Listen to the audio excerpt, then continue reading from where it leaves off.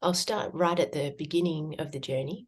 So we somehow stumble across awakening, and this again is very different. The way the things that bring us to awakening, the things that continue the unfolding process, that's what's really unique. But the the ahas, the realizations, the embodiment of a truth that we get, these are the things that are similar for each of us, and that's the things that I'll be talking about. So whatever brings you to awakening, a tragedy, could just be curiosity, just an interest in, you read about enlightenment and it sounds like an interesting thing that you want to pursue.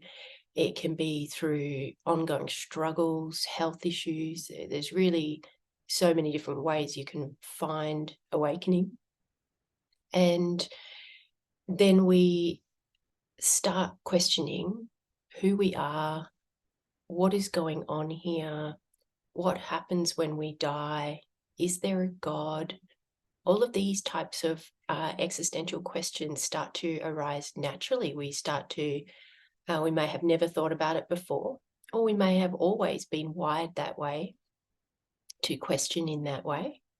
But somewhere along the line, we start to do this type of questioning where we go, I don't know if this life that I'm leading right now is exactly what everyone has told me that it is. I'm not entirely sure I know who I am or what is going on here. So this starts the mysterious unfolding of awakening. Very typically, we have some type of opening right at the beginning where we transcend the story of us, transcend ego, we could say. And in that glimpse, we often say it's like we look beyond the veil, but we transcend our personal story, even if it's just for a second.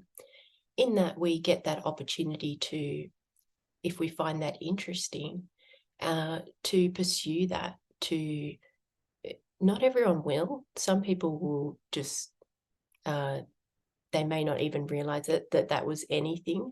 I think I was having awakening experiences like that in my 20s and not even realizing that was of any significance. I'd always been very kind of metaphysically wired and seen many strange things, experienced many strange things all my life. So it was just another strange thing for me. So I didn't pursue it at that time until I was 30, where it really started.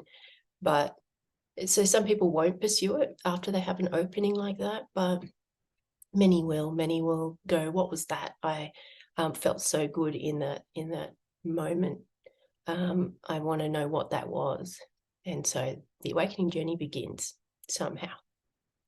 And then we unfold in weird and wonderful ways. Generally speaking, we are inquiring who we are. One way or another, we are digging into the storyline that we've been told that we are, our name, our gender, the culture we come from, the religion, the family dynamic that we come from, the society, absolutely everything. We start to question it. We start really questioning everything just naturally. Like, what is this about? Is this, why was I born here? And why do I behave the way that I behave? We start to understand about things like conditioning, like, okay, so this belief that I have running here, I always like to use the one, money doesn't grow on trees. Where did that come from? Why do I have this thought, money doesn't grow on trees, and I'm tight with money?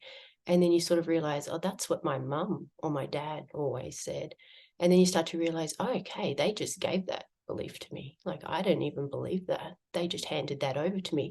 We start to question all these things, and we start to see, like, it starts to scratch the surface as to what is actually happening here, that, wow, this might not actually be true. What is true then? I want to know what is true. And if we really want to know that on some level, we can go take a very long time to find it, or we might, ferociously go after it. Again, that's unique for each person. But we start to go, I just want to know what is actually happening here.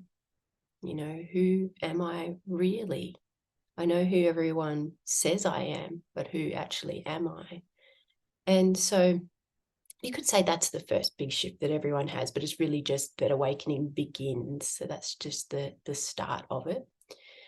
Then we have many openings. So we have glimpses to our true nature, like what may have started it. We see that all different types. So it's pretty hard to cover because that will unfold slightly differently for each person. So you might have a oneness experience. Perhaps you see your face on everyone's face. You might have a vision. You might have a dream. You might have a void experience where you just disappear completely. There's all kinds of weird and wonderful experiences that we can have on this path. Not everyone has experiences like this. You might get the odd one. We're wired differently. For me, I was a big experiencer, so I had lots of big experiences, and I got to say that was part of the fun and probably the best part of the awakening journey. But I have been sort of metaphysically wired to see visions and prophetic dreams, and it's just how this one is built. So it's only natural that the awakening process was the same. But if you don't, that doesn't actually mean anything. So you can have all these different openings, and with the openings you have realizations, and sometimes you have realizations without the big opening that happens.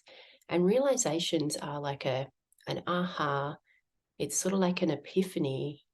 So it's like a knowing, but on a much deeper level. So, and these sort of cycle and go deeper. So you might think that you have realized something very deeply, and only to find out a year or two down the track that it comes around again, and you're like, oh, now I really get it. And you get it with your whole body, your whole being. Absolutely every part of you just goes, wow, I get it now. I get what those teachings are about. I really get it now. And so these realizations are what is important. These show us, they teach us. These are our teacher, pointing us in the right direction. So we want to pay attention to these realizations. We don't want to hold on to them, which we can do. We don't want to grasp at them, and we don't want to assume that that one realization is the answer to all of your question of who am I and what is reality. It's one piece of the puzzle, and there are going to be maybe hundreds, I would say. And so this can be a challenging part for people, because you can have such a big realization of like, I'm emptiness, I'm nothingness. I get that now. Every part of my being, I know that there's no person here, no individual here. I'm actually emptiness. Wow, what a wonderful realization. It feels so free, so liberating.